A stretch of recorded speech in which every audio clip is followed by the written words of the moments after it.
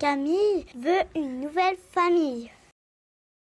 Yann Walker et Mylène Rigaudy. Camille est un drôle de petit hérisson qui vit dans la forêt de bouillir les écureuils. Mignon et gâté, il a tout pour être heureux, mais surtout des parents qu'il aime. Pourtant, Camille se plaint sans arrêt. Selon lui, sa maman le fait trop de bisous, son papa n'a jamais le temps de jouer et sa petite sœur lui casse les oreilles. Ce matin encore, Camille est furieux. Son père il refuse de l'amener à la chasse aux limaces sous prétexte qu'il est trop jeune. Zut, zut et rezut à la fin, dit-il en tapant du pied. Puisque c'est comme ça, je m'en vais. Et pendant que ses parents sont occupés, Camille part en boudant. Sur le chemin, Camille rencontre Yann, un âne tout doux qui s'amuse dans une botte de paille. Sa bonne humeur fait plaisir à voir. Salut, marmonne Camille, l'air bougon. Tu es seule? Où sont tes parents? Viens donc à la maison, répond Yann. Je te les présenterai, mais seulement si t'arrêtes de bouder. Yann conduit Camille dans un pré où galopent deux magnifiques chevaux. Je te présente mes parents, dit le petit âne. Tes parents, s'étonne Camille. Mais tu n'es pas un poulain? Bien sûr, répond Yann. J'ai été adoptée et crois-moi, je suis très heureux comme ça. Camille joue un moment avec Yann puis reprend sa route. Au bord d'un étang, il croise une grenouille qui chante une comptine. Quelle jolie mélodie! Camille voudrait bien l'apprendre aussi. Bonjour, dit-il. C'est ta famille qui t'a appris à chanter comme ça? Quelle chance tu as! Merci, répond la grenouille. Je m'appelle Dorine. Si tu m'accompagnes, je t'apprendrai aussi. Prenons soin de ne pas tomber dans l'eau. Camille grimpe un gros nénuphar. Voici ma mère, dit Dorine. Nous vivons ici toutes les deux. Tu n'as pas de papa? demande Camille. Mais alors, qui te protège la nuit? C'est maman, bien sûr. Et crois-moi, avec elle, les crapauds ont qu'à bien se tenir. Après avoir beaucoup ri, Camille poursuit son chemin. Passant près d'une ferme, il aperçoit des cochons qui pataugent dans la boue.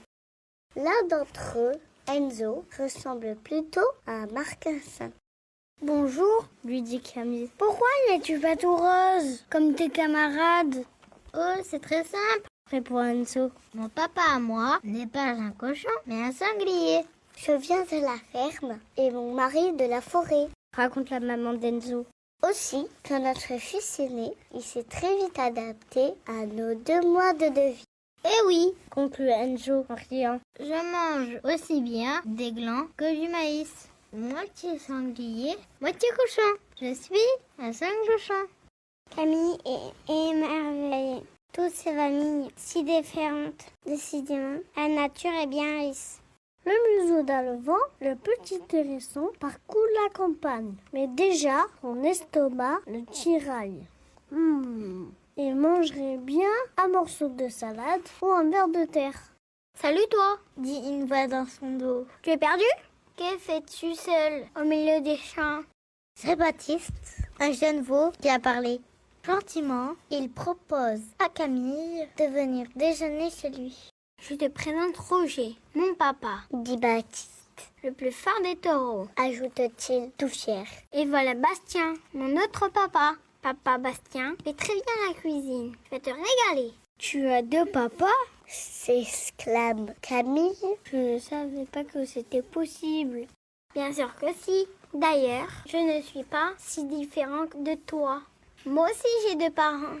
Le ventre bien rempli, Camille peut repartir. Près d'un village, il rencontre une petite hirondelle nommée Clémence. Celle-ci partage le nid d'une vieille chouette, ce qui étonne Camille. Dis maman Babette, je peux aller jouer en bas avec le hérisson? Demande Clémence. Bien sûr ma chérie. À l'ombre d'une racine, Clémence se confie à Camille. Tu sais, dit-elle, Babette n'est pas vraiment ma maman, c'est ma nounou. Comme mes parents voyagent beaucoup, elle s'occupe de moi. Elle est très gentille. Mais parfois c'est difficile. Ma maman est jamais là pour le bisou du soir. Et mon papa, je ne le vois que quelques jours par an.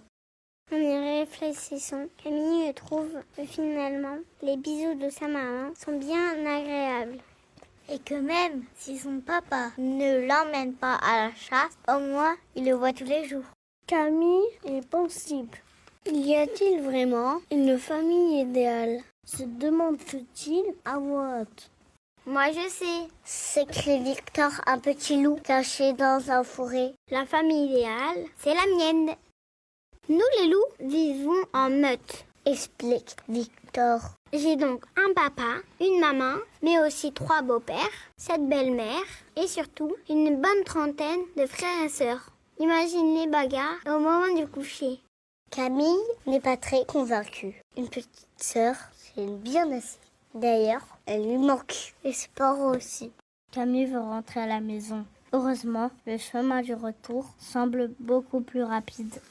Ah, quel bonheur de retrouver ses parents. Mais ce voyage a été très utile. Maintenant, Camille sait qu'il n'y a pas de famille idéale. Non. Quand on s'aime, toutes les familles sont idéales.